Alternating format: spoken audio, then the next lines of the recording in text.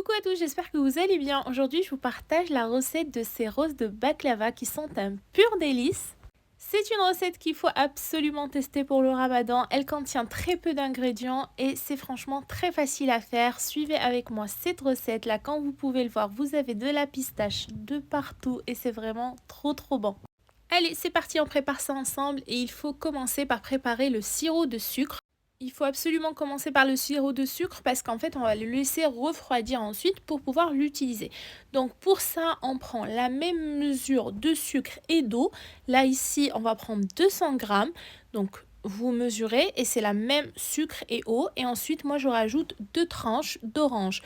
Vous pouvez mettre du citron, normalement beaucoup le font avec du citron, mais moi personnellement je préfère mettre avec de l'orange.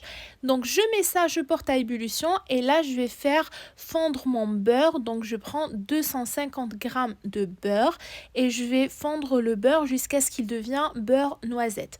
En parallèle aussi, je prends 200 grammes de pistache que je vais venir mixer et on mixe bien. Il faudrait qu'on obtienne une poudre de pistache pour qu'ensuite ça ne va pas nous déchirer notre feuille phyllo.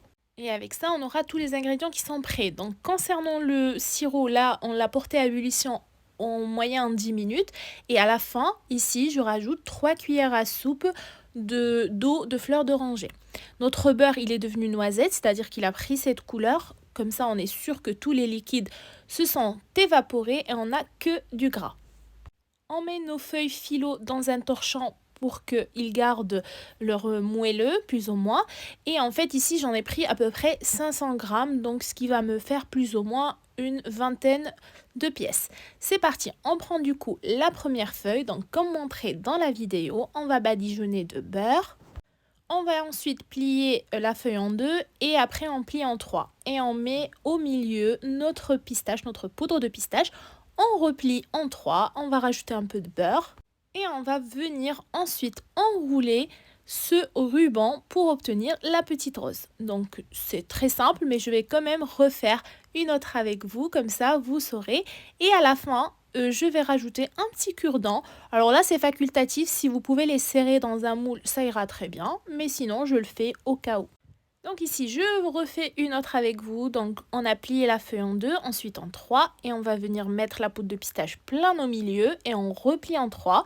Vous n'hésitez pas à ajouter du beurre. Comme ça, la feuille, elle est plus tendre et facile à rouler.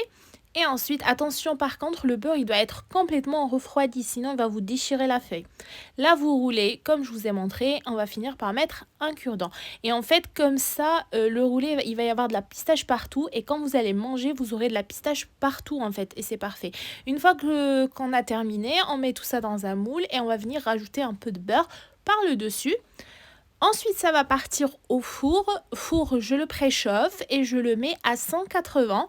Il va prendre environ 15 minutes. Directement à la sortie du four, on va venir mettre le sirop. Donc notre sirop, il a pris le temps de refroidir, de retomber à température ambiante. Et à ce moment-là, du coup, c'est vraiment très important, attention, parce que sinon ça va pas fonctionner et ça va devenir trop mou vos gâteaux. Donc en fait, le gâteau il sort du four et le sirop il est à température ambiante. Ensuite, on vient décorer avec un peu de pistache et c'est tout bon. Voilà, comme vous pouvez le voir, il y a de la pistache partout, c'est un pur délice.